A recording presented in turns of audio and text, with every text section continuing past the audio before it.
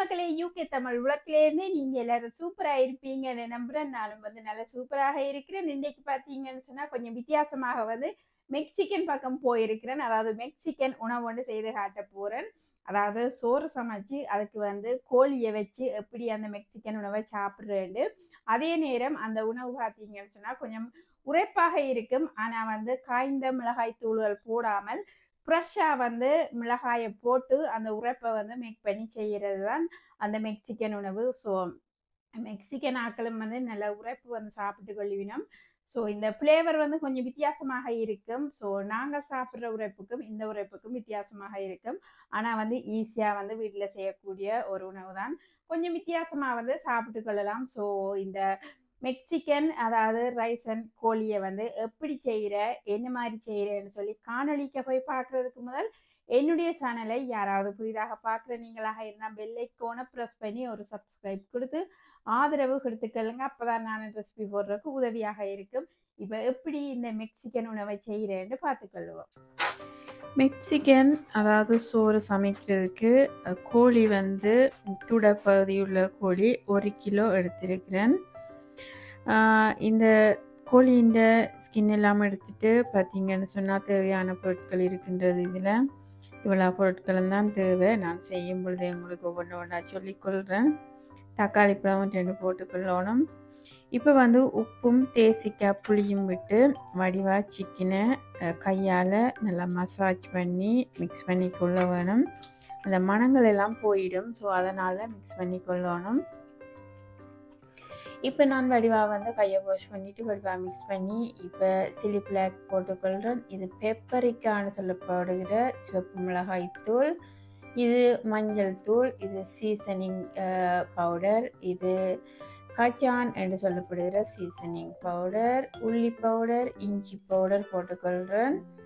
எல்லாமே பவுடராக இருக்குது. இது சின்ன சீரக பவுடரும் போட்டுக்கொள்கிறேன். கண்டிப்பாக அவையும் இது பாவிச்சு கொள்ளினும் வளா பவுடரும்.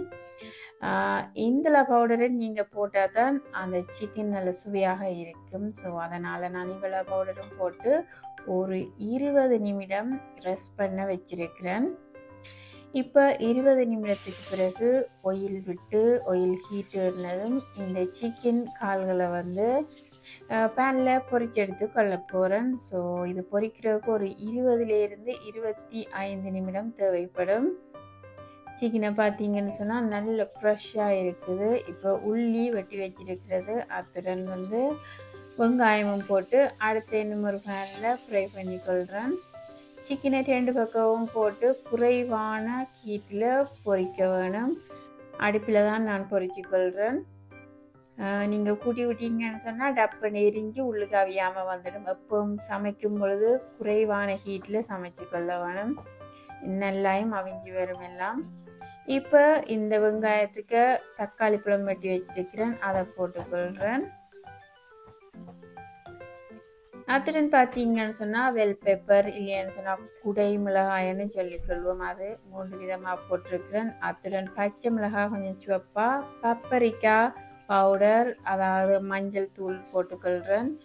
போட்டு வடிவாக மிக்ஸ் பண்ணி கொள்கிறேன். மிளகாய் நல்லா பொரிஞ்சு வரணும்னு சொல்லி இல்லை, அப்படியே போட வேண்டியதான். இப்போ ரைஸு பசுமதி ரைஸ் தான் போட்டிருக்கிறேன். 1 கப்பு வடிவாக கழுவிட்டு அத்துடன் கொஞ்சம் கொரியாண்டர் இல்லை அதாவது மல்லி இலையும் போட்டு மிக்ஸ் பண்ணி கொள்கிறேன். இப்போ பார்த்தீங்கன்னு சொன்னால் சிக்கன் ஸ்டாக்குன்னு சொல்லப்படுகிறது. இந்த சிக்கன் ஸ்டாக் 1 கப் ரைஸுக்கு 2 கப்பு தனியாக மிக்ஸ் பண்ணி விட்டுக்கொள்கிறேன். இதுதான் ரேஷியோ, 1:2 ரேஷியோவில் போட்டுக்கொள்கிறேன்.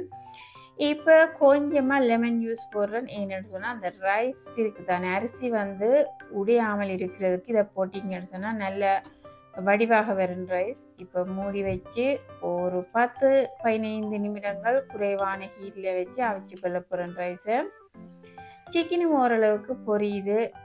இப்போ இந்த சிக்கனுக்கு மேலே போடுறதுக்கு ஒரு சோஸ் செய்ய போகிறேன். இப்போ நான் நல்ல உரைப்பாக இருக்கக்கூடிய கொஞ்சம் சிவப்பான அதாவது பச்சை மிளகாய் இப்படி பழுத்து சிவப்பாக வருமோ அதை வெட்டி போடுறேன் ஒரு கப்பில். இதோட மல்லியிலையும் போட்டுக்கொள்கிறேன். அத்துடன் லெமன் ஜூஸ் தேசிக்காய் புளி விட்டுக்கொள்கிறேன். ஒலிவ் ஆயில் போட்டுக்கொள்கிறேன். யோகர்ட் போட்டுக்கொள்கிறேன். அத்துடன் உப்பும் போட்டுக்கொள்கிறேன்.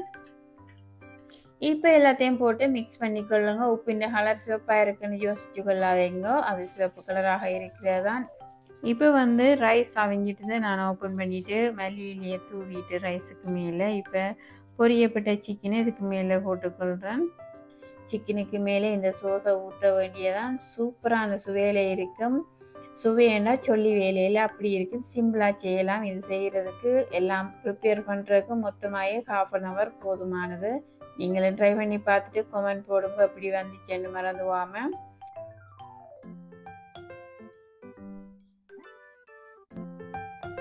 மிகவும் சுவையாக இருக்கக்கூடிய மெக்சிகன் ரைஸ் வந்து செய்து காட்டியிருக்கிறேன். அதோட வந்து இதுக்கு கறி தேவையில்லை, சாப்பிட்றதுக்கு ஃப்ரெஷ்ஷாக வந்து மிளகாய் போட்டு செய்கிறது. மிளகாய் அதாவது காய்ந்த மிளகாயில் எதுவும் போடுறதில்ல, பெப்ரிக்கா மட்டும் போடுறது. அது வந்து உரைப்பை கொடுக்காது, கலரை மட்டும்தான் கொடுத்துக்கொள்ளும். சிக்கன் பார்த்தீங்கன்னு சொன்னால் ஒரு சிக்கனே ஒரு ஆளுக்கு போதுமானது, சிக்கன் லெக். ஸோ இந்த சோஸ் செய்திருந்தேன். ஸோ அந்த சோஸை வந்து இந்த சிக்கனுக்கு மேலுக்கு போட்டுட்டு அதில் டிப் பண்ணி இந்த சிக்கனை சாப்பிடுங்க. சும்மா சூப்பரான சுவையில் இருக்கும். ரைஸின் ஃப்ளேவர் பார்த்தீங்கன்னு சொன்னால் இந்த பெல் பெப்பர் இந்த ஃப்ளேவரில் இருக்கும் ரைஸ். ஸோ எல்லாமே அந்த மிளகாயின் ஃப்ளேவரில் இருக்கும். ஃப்ரெஷ்ஷாக இருக்கிற மிளகாயில் தான் செய்கிறது. கொஞ்சம் வித்தியாசமான சுவையில இருக்குது இந்த ரைஸ். ஸோ நீங்களும் வீட்டில் செய்து பார்த்து எப்படி வந்துச்சு, என்ன மாதிரி இருந்துச்சுன்னு கமெண்ட் போட்டுக்கொள்ளுங்க. செய்கிறது வந்து மிகவும் சுலபம் வந்து. ஸோ கண்ண நேரம் எடுக்கவும் தேவையில்லை இது செய்கிறதுக்கு. ஸோ ஈஸியாக வந்து செய்யலாம். கறி வைக்க தேவையில்லை, இப்படியே வந்து சாப்பிட்டு கொள்ளலாம். ஸோ எப்படி இருந்துச்சு, என்ன மாதிரி இருந்துச்சுன்னு மறந்துவாம கமெண்ட் போட்டுக்கொள்ளுங்க. அதே மாதிரி உங்க ஃப்ரெண்ட்ஸ் அண்ட் ஃபேமிலிக்கு ஷேர் பண்ணிக்கொள்ளுங்க. மறந்துவாம பெல் ஐக்கானை ப்ரெஸ் பண்ணி ஒரு சப்ஸ்கிரைப் கொடுத்து ஆதரவு கொடுத்துக்கொள்ளுங்க. இன்னும் ஒரு சூப்பரான ரெசிபியோட நான் உங்களை சந்திக்கிறேன். நன்றி, வணக்கம், பாய்.